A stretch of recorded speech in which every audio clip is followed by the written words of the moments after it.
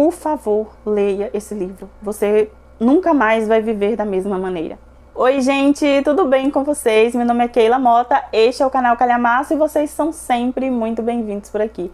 No vídeo de hoje eu quero conversar com vocês sobre a minha experiência de leitura com o livro Kryptonita, do John Bevere. Mas antes de começar a falar do livro, eu peço por favor que você faça todas aquelas ações que impulsionam o canal, que me ajudam a continuar a gravar mais vídeos aqui para vocês. Então se inscreva porque tem muito conteúdo interessante, o canal é todo dividido por playlists, então você pode escolher a que mais te agrada. Deixe o seu like já no início do vídeo porque ajuda o YouTube a recomendar para mais pessoas. E vai me seguir no Instagram porque por lá eu compartilho trechos das minhas leituras, converso com vocês, faço enquetes. Então por lá o nosso contato é mais próximo e mais frequente, né? Em tempo real. Então bora lá, gente, vamos falar desse livro incrível. Gente, faz um tempo, eu acho que eu comprei esse livro ano passado, final do ano passado, na verdade, tem quase um ano que eu comprei esse livro. E vi várias recomendações falando que ele era incrível, só que assim, gente, às vezes eu leio a sinopse, vejo a recomendação, compro o livro, guardo e esqueço do que ele se trata, né? Às vezes eu pego livros que eu vi a sinopse recentemente e comprei recentemente, né? Eu li livros que eu comprei um mês passado e livros mais antigos, por esquecer do que eles se tratam, eu acabo não lendo. E foi o que aconteceu com o Kryptonita. Eu peguei esse livro para ler porque estava dando uma folheada aqui na minha estante e peguei ele sim, fui dar uma olhada. E eu vi também uma indicação do Dizascope, do Josué Gonçalves, né, do Dizascope, falando um pouco sobre esse livro. E assim, gente, o que mais me chamou a atenção foi quando ele falou sobre a Kryptonita. E aí ele falou que a Kryptonita não só atinge a nós, como aqueles que estão à nossa volta. Já vou explicar para vocês o conceito de Kryptonita. Aqui o John Bevere, ele pegou, né, a referência do Super-Homem, aquele super-herói, né? Nunca vi um filme do Super-Homem, gente. Mas aqui ele explica que o Super-Homem, né, é um super-herói, tem superpoderes, combate o mal e tal, e ele é super forte. E quando criaram o Super-Homem, não tinha nada, né, que vencia ele era invencível. E o público começou a perder meio que interesse no Super-Homem, porque como assim, uma pessoa que não tem nada que possa deter, né, ele. E aí criaram, né, os autores do Super-Homem, né, que eram dois homens, eles criaram a Kryptonita, né, que seria uma pedra que tiraria o poder do Super-Homem, que minava a força do Super-Homem, né? Isso fez o Super-Homem ficar ainda mais famoso, que é a Kryptonita, né, essa pedra. E assim, gente, aí ele usa essa comparação, né, para falar sobre a Kryptonita do cristão. E a Kryptonita do cristão nada mais é que o pecado, e aqui ele vai explicar e vai fazer toda uma explicação de como esse pecado é a idolatria. E aí quando a gente fala de idolatria, gente, é um gancho puxando o outro.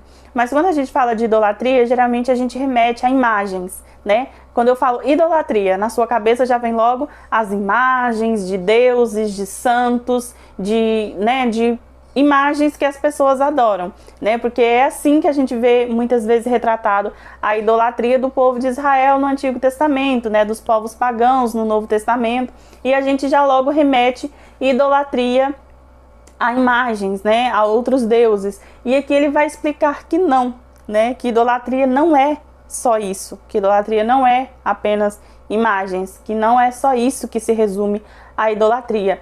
E assim, gente, eu já começo essa resenha falando para vocês que eu não tenho condições de conseguir explicar para vocês toda a complexidade, toda a riqueza e toda a profundidade desse livro. Eu não tenho condições. Eu vou fazer a resenha assim mais simples que poderia existir sobre esse livro, porque eu não consigo colocar aqui num vídeo de 10 minutos, 15 minutos, nem se fosse 3 horas, eu conseguiria explicar para vocês o quanto esse livro é importante, o quanto esse livro é atual, o quanto ele é impactante e o quanto ele é revelador, o quanto ele é fundamental para cristãos de todas as épocas. Aqui o John Bevere vai começar falando, né, dando essa explicação da Kryptonita, vai explicar sobre o problema do pecado e como muitas vezes nós, né, cristãos, a gente tem um problema, e atualmente isso é um problema cada vez mais evidente, né? Cada ano que passa vai ficando mais evidente o problema da igreja em falar sobre o pecado. O problema da igreja, a dificuldade que a igreja tem de falar sobre o pecado, né? A gente parece que, sabe, eu sou uma pessoa que prego na minha igreja, e muitas vezes a gente sobe no altar e a gente tem medo de falar sobre o pecado, a gente tem medo de confrontar, de pregar textos bíblicos que falam sobre pecado, porque a gente teme a reação das pessoas, a gente teme que isso afaste as pessoas, que elas não voltem no próximo culto, que elas não congreguem mais, e a gente teme muito a rejeição das pessoas. E aqui o John Bevere vai falar de experiências que ele teve em que os pastores das igrejas um pastor na igreja que ele visitou, falou para ele não falar sobre um determinado pecado, e para ele não ser tão duro, não ser tão...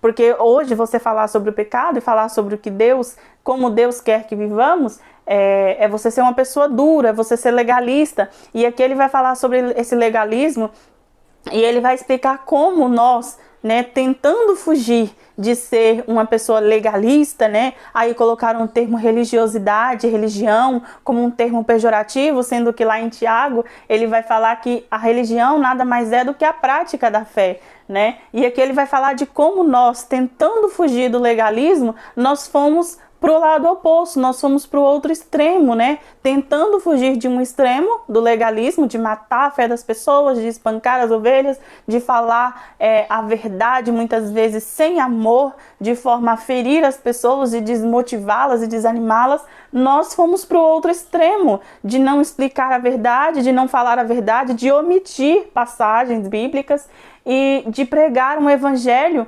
que só passe a mão na cabeça das pessoas, e elas não vivem o verdadeiro evangelho, elas não vivem a verdadeira santidade, elas não conseguem se libertar da idolatria, e isso tem matado os cristãos, tem matado as nossas igrejas. É a criptonita que tem se infiltrado no nosso meio e tem minado a nossa força. Hoje, as pessoas falam, nós não vivemos milagres, nós não vivemos prodígios, nós não vivemos grandes coisas, mas a igreja primitiva viveu isso. A igreja primitiva, em muitos lugares, como o John Bevere vai falar aqui, em muitos lugares, isso aqui eu estou falando de recente, não estou falando de 60 anos atrás, estou falando de 10, 20 anos atrás, e hoje estão acontecendo milagres e prodígios.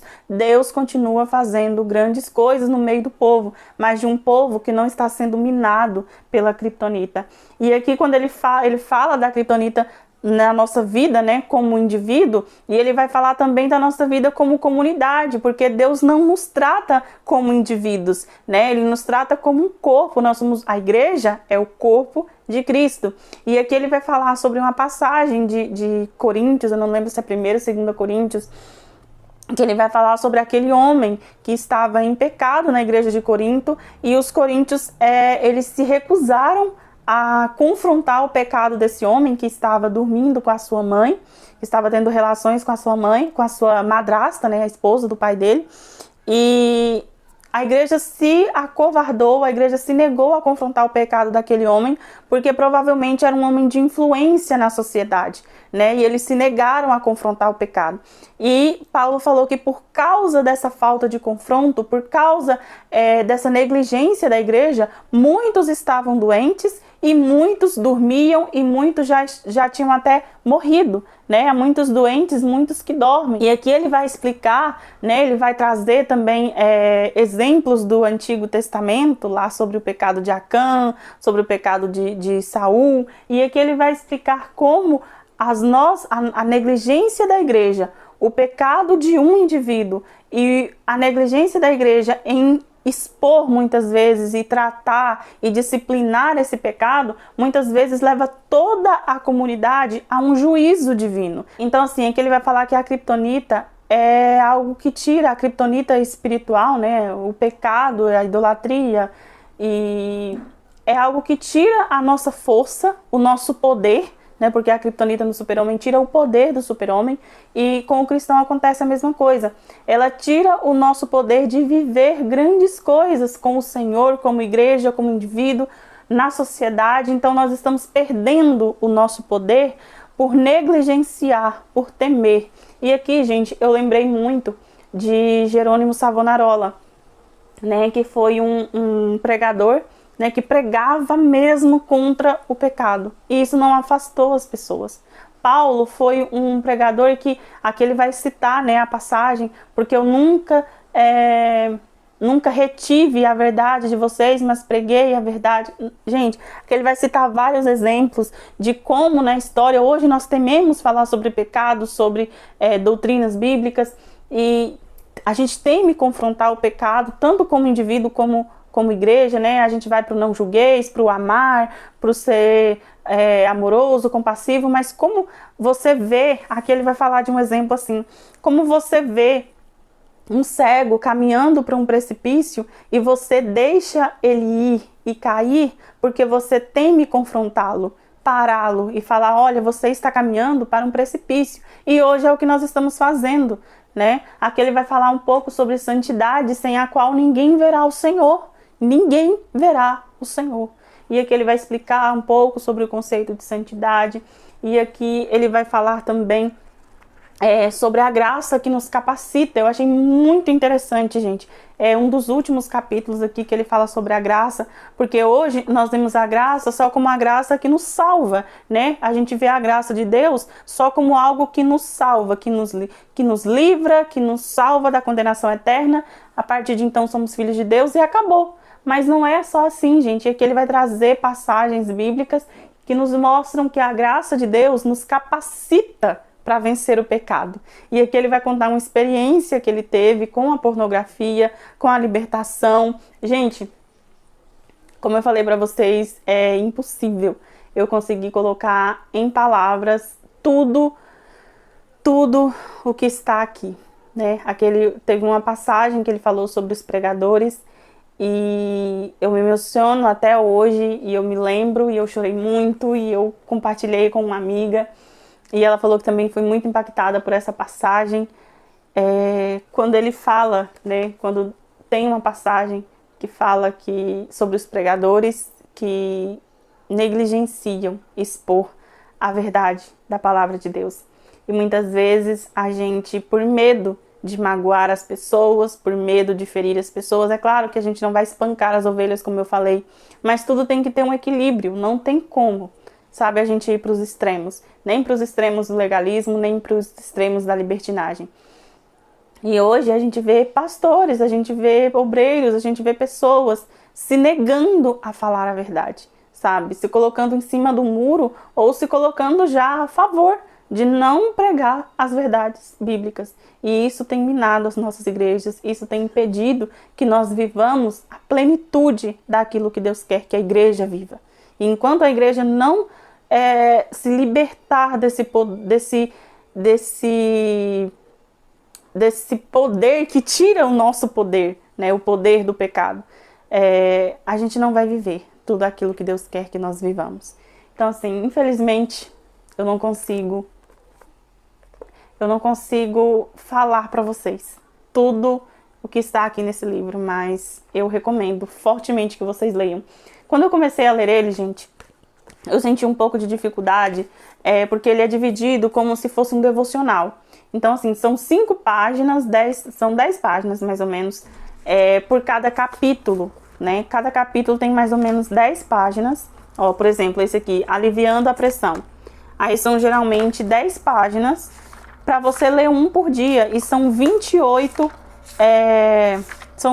capítulos. Deixa eu ter certeza aqui. Isso. São 28 capítulos. Então, se você ler um por dia, você lê em 28 dias.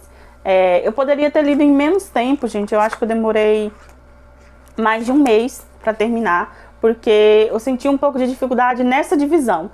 Mas, para você absorver bem também tudo que está aqui, eu recomendo que você leia assim, tá? É muito bom. Você lê um por dia, um capítulo por dia, porque são 10 páginas, né? São 5 páginas, na verdade, 10... Vocês entenderam, né?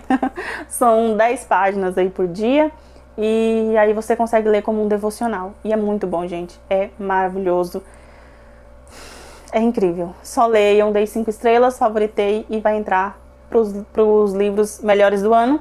e também para aqueles livros que todo cristão precisa ler. Assim como eu panfleto, né, a trilogia A Marca do Leão aos Quatro Ventos, eu vou panfletar, nossa, tá difícil hoje, eu vou panfletar esse livro o máximo que eu conseguir, porque eu quero muito que você leia, por favor. Se você é cristão, leia esse livro urgentemente, sabe? Demore para ler, leia em 1 mês, em 2, mas leia. Por favor, leia esse livro. Você nunca mais vai viver da mesma maneira, tá? Muito obrigada, gente, por ter assistido até aqui. Eu espero que eu tenha te convencido com a minha simplicidade, com as minhas poucas palavras, mas que eu tenha te convencido a ler esse livro. Por favor, leia esse livro. Muito obrigada, gente. A gente se vê no próximo vídeo ou lá no Instagram, se você já está me seguindo. Beijos. Tchau.